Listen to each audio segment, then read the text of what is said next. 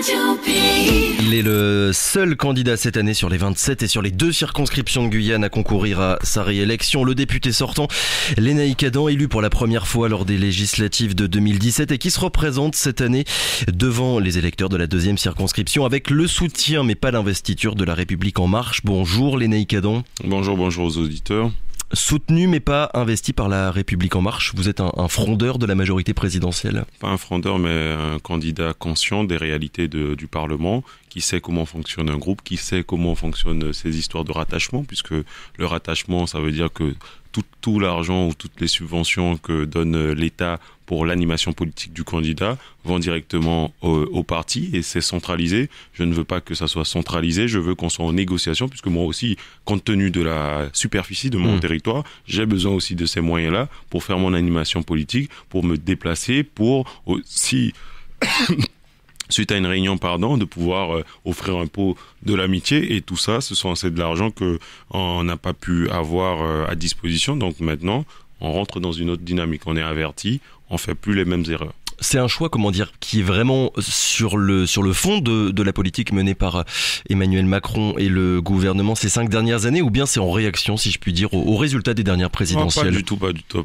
Vous savez, moi, même si les vents sont contraires, je reste loyal et fidèle. Parce que, vous savez, compte tenu de ce qui s'est passé dans les Outre-mer, beaucoup auraient fui leurs responsabilités. Très peu de responsables politiques ont clairement dit barrage au Front National. Ce qui m'étonne, moi, pour ma part, je reste droit dans mes bottes et je n'avais pas d'autre choix que de dire il faut appeler à voter pour Emmanuel Macron, puisque face à Marine Le Pen, le choix est vite fait. Alors je respecte le choix aussi des autres qui veulent aller dans ce sens-là pour envoyer un message et envoyer un signal fort. J'espère que le président de la République l'a entendu. Moi, je lui ai envoyé un message sur son portable. Il a répondu pour dire que c'est entendu. Maintenant, à eux de faire un juste équilibre, puisque la sociologie des responsables politiques au niveau de l'Assemblée nationale, au niveau du gouvernement, c'est quand même très identique et c'est quand même très proche. Maintenant, il faut introduire les ultramarins aussi, leur donner des responsabilités pour qu'on puisse mieux comprendre et mieux accompagner nos territoires et qu'il y ait une meilleure écoute.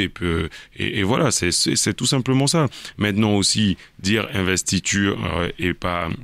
dire soutien et pas investiture, c'est tout simplement pour dire que je veux gagner grâce aux Guyanais, pas grâce à La République En Marche, pour que demain on me dise « Oui, mais n'oublie pas, c'est nous qui t'avons fait gagner. » Non. Moi, je veux que ce soit les Guyanais qui me fassent gagner. C'est eux qui votent. Et c'est pourquoi, dans ma stratégie, c'est de dire que, écoutez les gars, moi, c'est la Guyane qui vote pour moi. Si quelque chose ne correspond pas ou ne va pas dans le sens de la Guyane, je vote pas. Et vous pouvez pas me contraindre. Donc cette liberté-là, je me l'octroie et je veux continuer à garder ça. Je ne sais pas si vous connaissez cette phrase, cette citation, Lénaïck Adam, à Bruxelles, personne ne vous entend crier. C'est une phrase qui revient souvent pour décrire les difficultés rencontrées par les députés européens pour exister politiquement. Est-ce qu'on pourrait dire la même chose à Paris? Au sein de l'hémicycle, personne ne vous entend quand on est un élu d'outre-mer. Écoutez, je pense que c'est une réalité. On ne va pas dire qu'on ne nous entend pas exclusivement et qu'en permanence on ne nous entend pas. Mais par contre, il est vrai qu'il y a un désintérêt de nos collègues hexagonaux pour la chose ultramarine, il y a un désintérêt pour les questions qui nous préoccupent et il y a une facilité à croire que tout va bien ici et que voilà, j'ai eu à recevoir des collègues ici qui nous disent mais j'ai fait une loi là, j'étais fier de moi, mais quand j'arrive en Guyane et que je vois que ça ne s'applique pas et qu'il n'y a aucun effet, qu'il n'y a aucun dispositif qui a été retenu, j'ai honte. Mais je lui ai dit, vous avez bien raison d'avoir honte, et puis quand on vous dit que c'est comme ça, et que vous n'écoutez pas, voilà la réalité des choses. Mais comment on change ce désintérêt-là, justement? Ce désintérêt, j'ai envie de dire, il n'est pas simple, c'est un travail en profondeur, c'est un travail qui doit se faire en donnant des responsabilités aux ultramarins, en leur permettant aussi d'être président de commission, en leur permettant d'être président de certaines délégations pour qu'ils puissent, avec ce poids, avec cette influence, ce réseau, faire en sorte qu'on soit mieux écouté, mieux entendu, que ce soit à l'Élysée aussi, il faut qu'il y ait des ultramarins qui pénètrent ce cercle, au gouvernement aussi, il faut en mettre plus, c'est ce qui est tout à fait normal. Je pense que c'est comme ça et par cette manière qu'on pourra se faire entendre, mais si on reste simple député et qu'on repart à zéro, c'est impossible. Et vous me permettez par la même voie de dire que on ne peut pas se permettre de recommencer avec tout le monde. La première circonscription, on reprendra, donc forcément le député élu sera dans l'apprentissage, puisque Vous savez, qu'on le veuille ou non, qu'on soit zéro, qu'on soit super-héros ou pas, il faut apprendre comment fonctionne le Parlement. C'est un métier député, ça s'apprend. Ah, ça s'apprend vraiment, puisque vous savez, quand vous commencez, vous savez pas, quand un dossier se présente à vous, vous savez pas comment réagir. Quand un texte de loi arrive, vous savez pas comment réagir. Ça s'apprend, ça prend du temps, il faut voir comment on réagit, il faut savoir qu'il faut négocier. Il suffit pas de déposer un amendement ou d'amender un texte. Il faut aller en négociation avec le gouvernement, avec la majorité pour dire, écoutez, c'est nécessaire, et comment on négocie, parce que si c'est pour présenter des amendements, on peut en présenter 10 000, mais si c'est pas négocié, c'est rejeté. Ouais, vous n'êtes plus le jeune candidat, le novice en politique. Est-ce que cette inexpérience-là en 2017, au tout début de votre mandat, elle a pu jouer en votre défaveur? Vous nous l'avez dit, député, ça s'apprend dans la manière de travailler, de réseauter, de savoir à qui s'adresser. Vous aviez en 2018 proposé de créer un statut de pays d'outre-mer dans le cadre de la réforme constitutionnelle. Ça n'a pas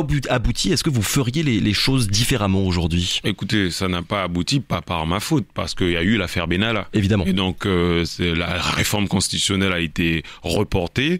Je ne sais pas si elle reviendra, mais il faut retenir une chose, c'est-à-dire que dans les accords de Guyane, on avait demandé l'évolution statutaire. L'élu qui s'est saisi de la question au niveau institutionnel, puisque c'est les parlementaires qui peuvent vraiment travailler la question, pas les autres élus, ni les maires, ni le président de la CTG. C'est vraiment les parlementaires qui peuvent pénétrer dans cette question de manière en profondeur. Donc c'est ce que nous avons fait. J'ai proposé le statut de pays d'outre-mer pour qu'on puisse avoir un tronc commun, sortir de cette histoire de 73 et 74. Chaque territoire récupère les compétences qu'ils veulent. La Guyane, par exemple, les compétences au niveau des mines, ce que ne veut pas forcément la Guadeloupe. L'autonomie, comme nous la voyons en Guyane, n'est pas l'autonomie que les Guadeloupéens attendent. Chacun son histoire, chacun ses particularismes régionaux. Et donc forcément, nous avons fait un travail, et puis l'inexpérience est de fait, puisque toute personne, même vous, quand vous avez commencé à la radio, vos entretiens, vous n'avez pas la facilité que vous avez aujourd'hui, la pertinence que vous avez aujourd'hui,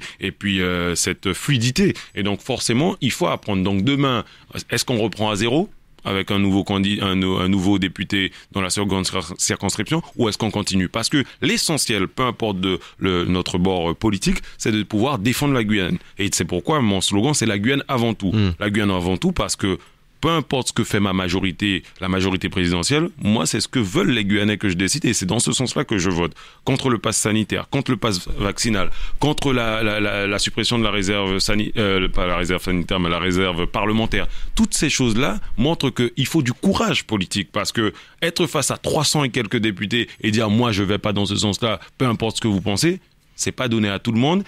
Beaucoup parlent aujourd'hui parce qu'ils sont pas encore confrontés à cette réalité-là. Mais je ne sais pas si lorsqu'ils iront là-bas, ils auront le courage de pouvoir dire non, et de manière ferme et donc claire. Votre expérience, on l'a bien compris, premier argument, on va dire, pour cette campagne 2022.